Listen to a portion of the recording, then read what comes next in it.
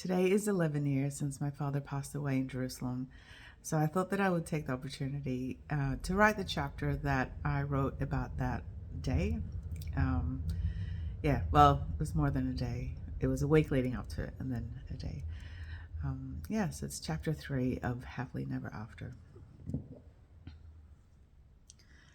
My flight landed in Tel Aviv an hour before my older brother Raphael was flying back home. It meant that we had a very rare opportunity to sit down together at Ben Gurion Airport and chat. I tried to think back to the last time I had seen him and realized that it was more than 10 years earlier. How had our family become so scattered across the globe with so few chances to connect? I could tell that Raphael was trying to sound positive about Dad, so I assumed that things must be better if he felt that it was okay to leave him while still in hospital. One thing that was really important for me to ask about, but it felt uncomfortable to bring up, was the topic of a funeral. Raphael was Dad's power of attorney, so I figured that he was the right person to ask about any of the funeral plans. Raphael looked surprised at my question. Funeral? There won't be a funeral. Dad doesn't like any formalities, and it would just be his body, not him. What's the point of a funeral anyways? I tried to explain that it wouldn't need to be fancy at all, and funerals are not really for the person who died, but more for the family and friends to come together. It's a way to connect and acknowledge what the person meant to them. Raphael seemed a bit more open to the idea, and I asked him to have a think about it. There was no rush, but it would be good to have these conversations at some point as a family. I could tell that both Raphael and my younger brother Ezra seemed uncomfortable with me mentioning the possibility of Dad dying, and it was time to hug Raphael goodbye and for Ezra to drive me to Jerusalem. We seemed to be driving on a different road than I remembered, and sure enough, there was this giant cement wall alongside us that I couldn't recall from my last visit. I quickly realized that this was the wall that was built between Israel and Palestine.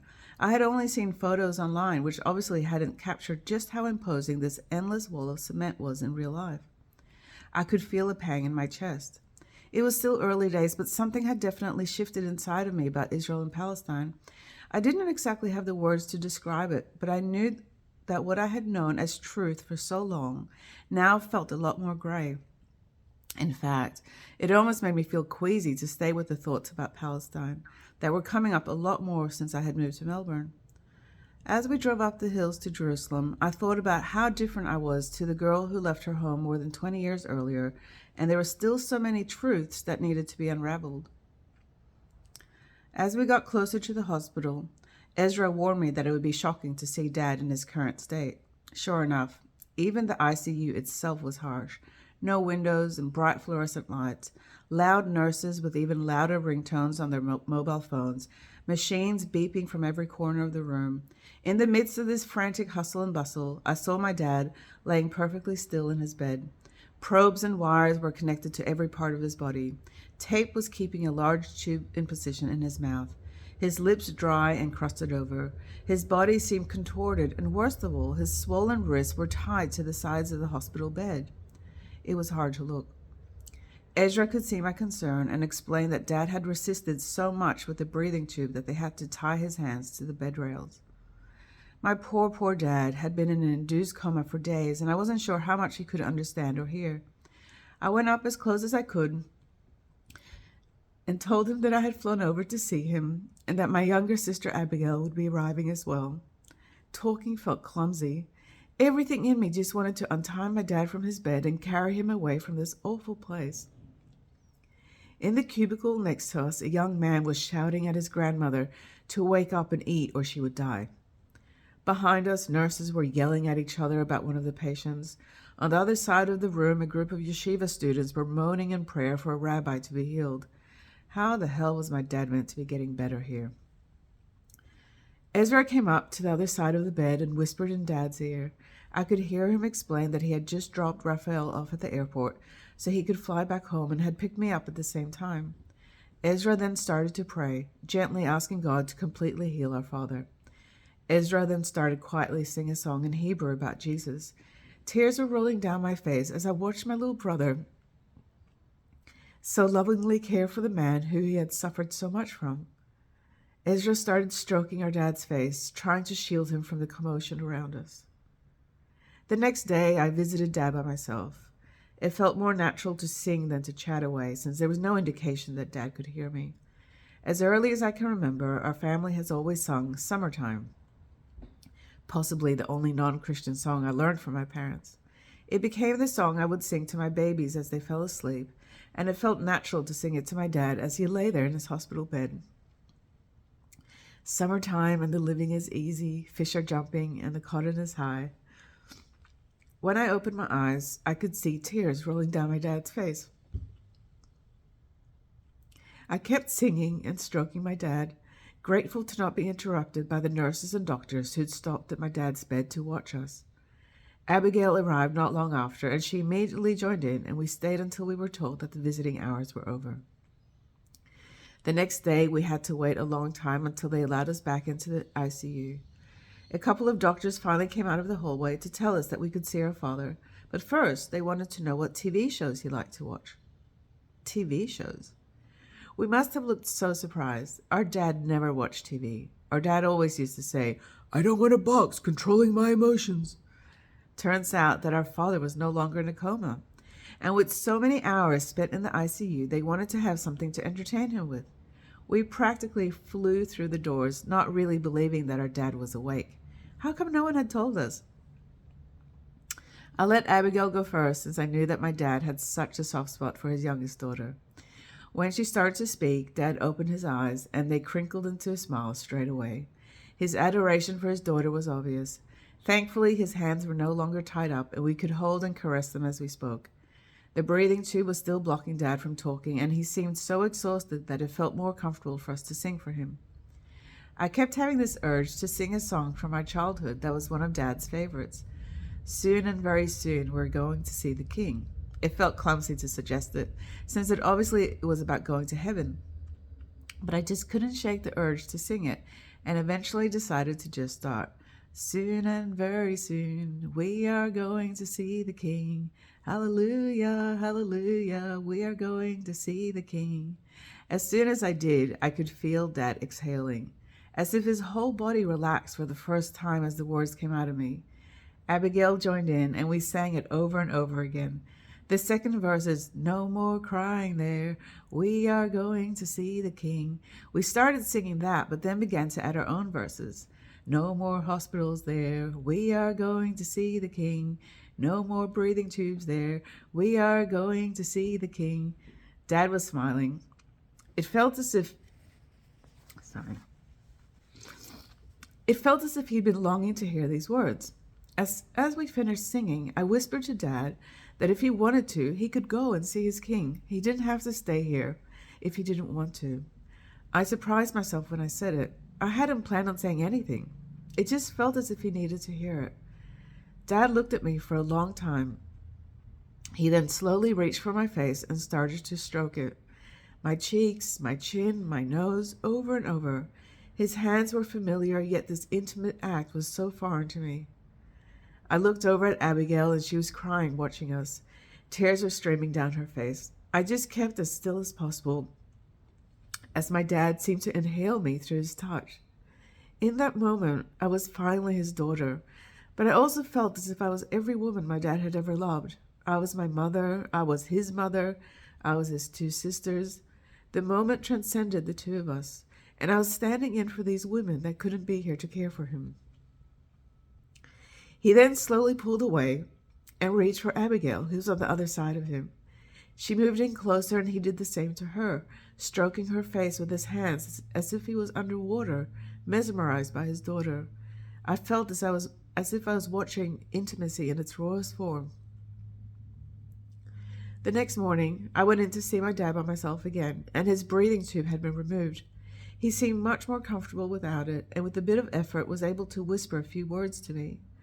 I asked him if he could hear us when he was in an induced coma. He nodded. He could hear everything. I asked him if he knew that his son Raphael had been with him for over a week, and he said yes, he did. He had heard every prayer and every song from his children. I told him that his sons were keeping God very busy with their prayers. Dad smiled. I asked him if it was all right that I had said it was okay for him to go and see his King. His eyes started to tear up. He was trying to say something, but his voice was so quiet. It was more of a whisper, and I had to lean in close to hear him. "They don't want me to go. I wasn't sure if I heard him correctly. I asked him to say it again. They don't want me to go. Raphael and Ezra? He nodded. I told him I knew. They love you, Dad. They really love you. He said something again. It was hard to hear him. His voice was weak and raspy. This place is killing me, Veronica. I had to laugh. I know, Dad. I know. I hate hospitals, too. Veronica, I don't want to be here. He had closed his eyes. All this talking was making him tired. He rested for a few minutes, and I just stayed with him, holding his hand so he knew I was there. When he opened his eyes again, he spoke really clearly. I don't want to be here. I knew I had to tell him. Dad, you don't have to do anything you don't want to do. It's your choice. No one can tell you what you should do. Everyone wants you to get better, but it's your choice. Veronica, I hate these machines. They shoved a thing down my throat, Veronica, like some sort of animal. I'm finished. I don't want this. It's okay, Dad. It's okay. Everything that is happening here is to help keep you alive. I don't want it, Veronica. He was squeezing my hand. Dad, if you don't want it, then you don't do it. But you can't expect your sons to make that decision for you. You have to make it for yourself. Your sons are going to do whatever they can to keep you alive. You know that. You've heard their prayers. They are pleading with God to heal you. I'm finished, Veronica. I wasn't getting angry with him, but I started to speak with him as if he was a child. I was being as clear as I could be. I really needed him to hear me. Dad, then you choose. You choose for yourself. Don't place this on your sons. I knew Dad hated making decisions. So much of his anxiety was based on making decisions. I had lost track of how many times I had heard him say, I'm not doing it unless God writes it on the wall. It wasn't about wanting God's will so much as avoiding to make decisions. I could see my dad was getting tired, but I had one question that needed to be asked. Dad, I'm not asking for now, but when it does happen and you do die, is it okay if we have a funeral for you? Dad looked up at me. If you want to, Veronica, if you want to, just nothing fancy. He seemed relieved to be talking about it. I want to be buried where Ruth is. Ruth? He must be talking about Ruth Prince, Derek Prince's wife, the minister who first told my dad that it was his godly command to move his family to the Holy Land to fulfill biblical prophecy. How strange that he said Ruth and not Derek. I knew they were both buried in the same cemetery. Do you know where it is, Veronica? The place next to where we lived, next to the pool. I know, Dad. I know exactly where it is, and I promise you, nothing fancy. He smiled. Dad needed to rest, so I told him I would return for the next visit with Ezra and Abigail. The social worker wanted to meet with us to discuss options for when Dad was getting out of hospital. Did he have somewhere to go? Did he have any family that could look after him? I watched as Ezra said no. Our dad didn't have anywhere to go. This was hard for my brother. I was so proud that Ezra knew his limits. He adored his dad, but knew that he couldn't have him come and live with him and Lydia and their 2 children in their tiny apartment in Jerusalem. His young family had to come first. The social worker said there were hospices that we could go and look at and see if there were any spare rooms available. It seemed crazy to be talking about hospices when only a couple of days earlier Dad had been in a coma. He was obviously improving very quickly. I sent an email out to the family and our friends saying that Dad was doing so much better. We were even making plans for him to leave the hospital. It really felt like a miracle. Yet again, Dad had come so close to dying, and here he was doing another Lazarus. The next day, Dad was even stronger. The doctors were telling us that the only thing he needed to do now was eat. If he could eat, they would be able to let him out of the ICU. They handed me a small tin with a bright pink liquid in it and told me that Dad had to drink it. Of course, he refused. It's poison, Veronica. He had a point. The stuff looked toxic. I wouldn't drink it either. I tried to reason with him. Dad, I know it's horrible stuff. It really is. But if you drink it, they will see that you're able to eat, and then they will let you have the foods you like. He asked me to read the list of ingredients. I tried to sound as if I wasn't skipping over the worst-sounding words. I couldn't believe this stuff was meant to make my dad better. We just had to show the hospital we were cooperating with him, and then we could start to feed him our homemade stewed apples and barley and all the other foods Dad had asked us to prepare for him. As we were trying to convince Dad to drink his fluorescent pink drink, I could see the doctors looking at the monitors above his bed. I left Abigail with Dad and went over to speak with the doctors about what was happening.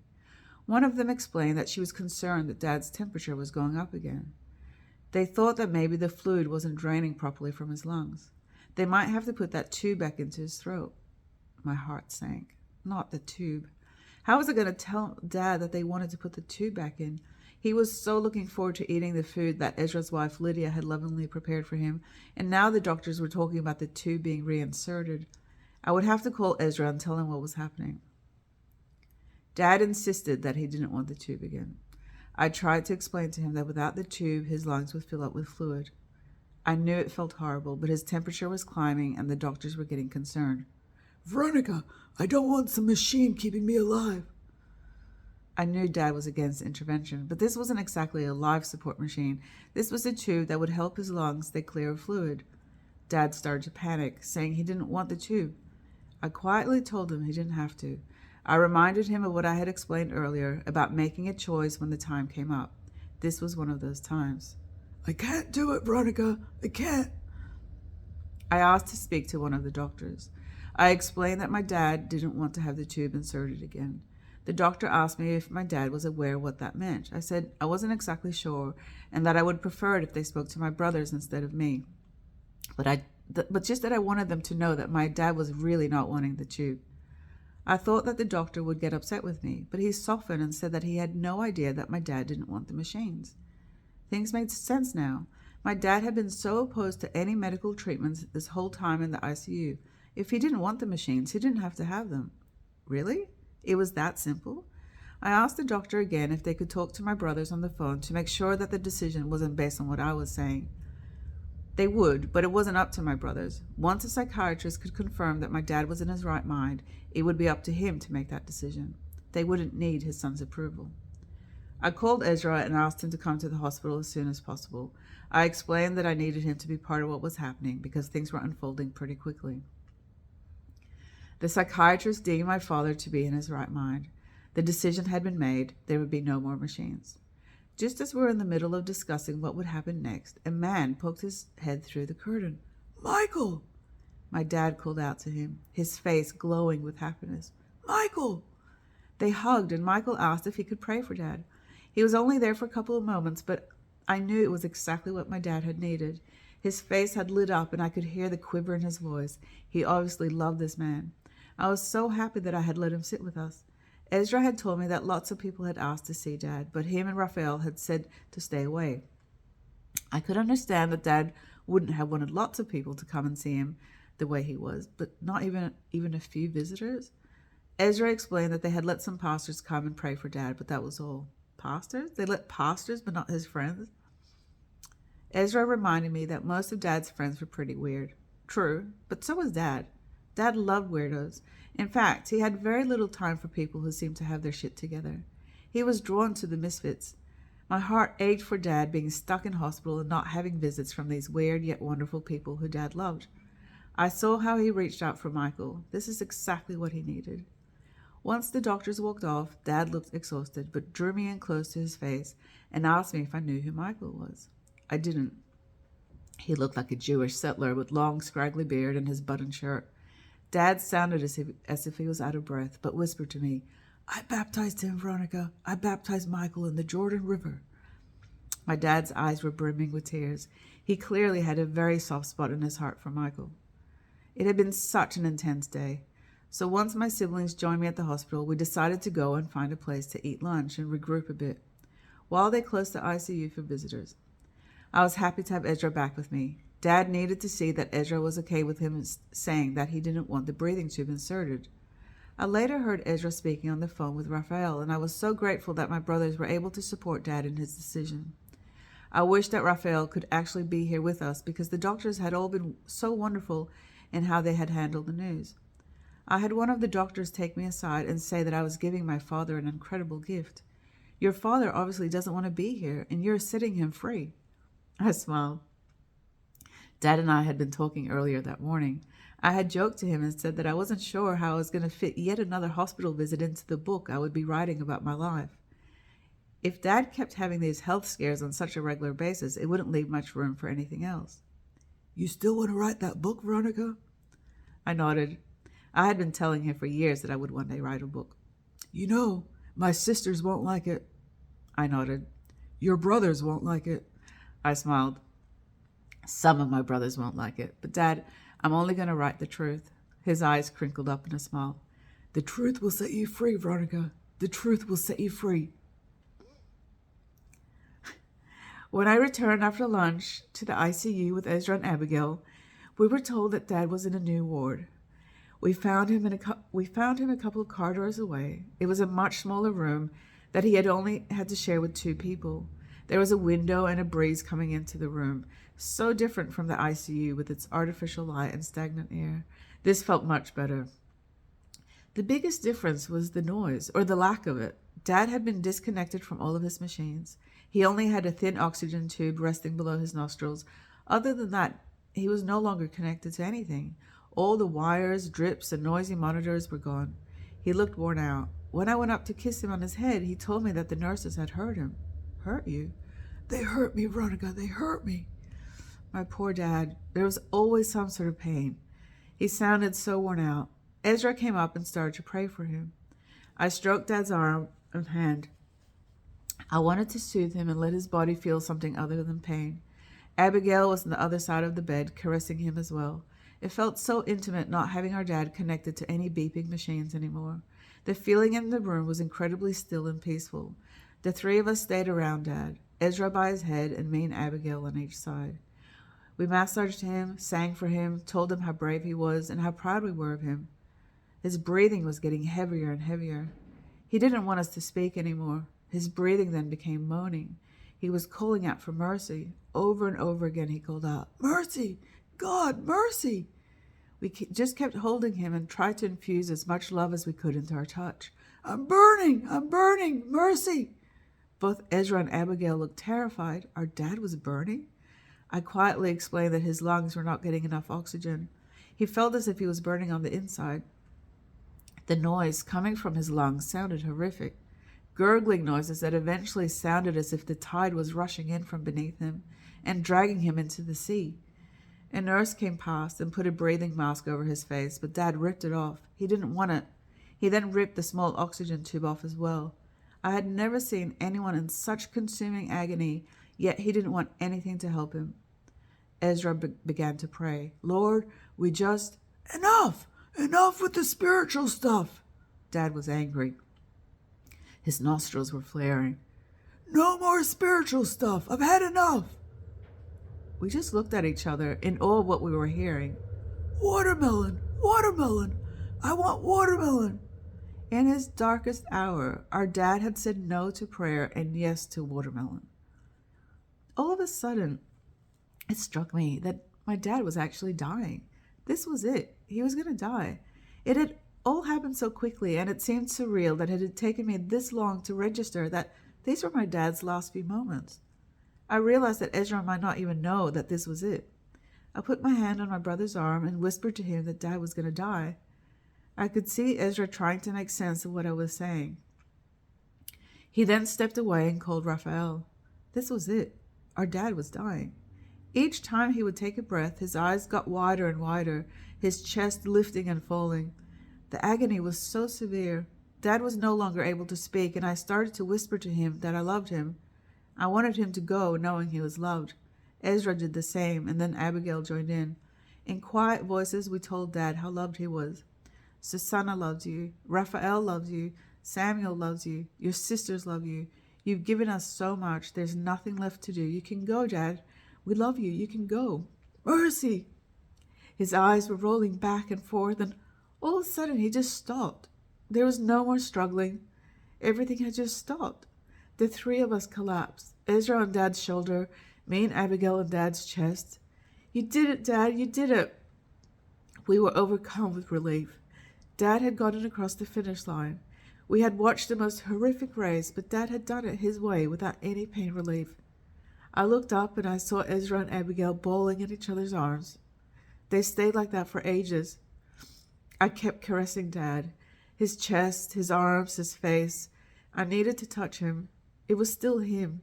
He just wasn't in pain anymore. I had looked at the clock after Dad didn't come back for another breath, and it was 8:20 at night. Only 4 hours without any machines, and our dad was dead. He had been at death's door for weeks, and those machines had been keeping him alive. Exactly what he kept saying he didn't want. I was still in shock at how painful his death was, but now he was free. My dad was finally free.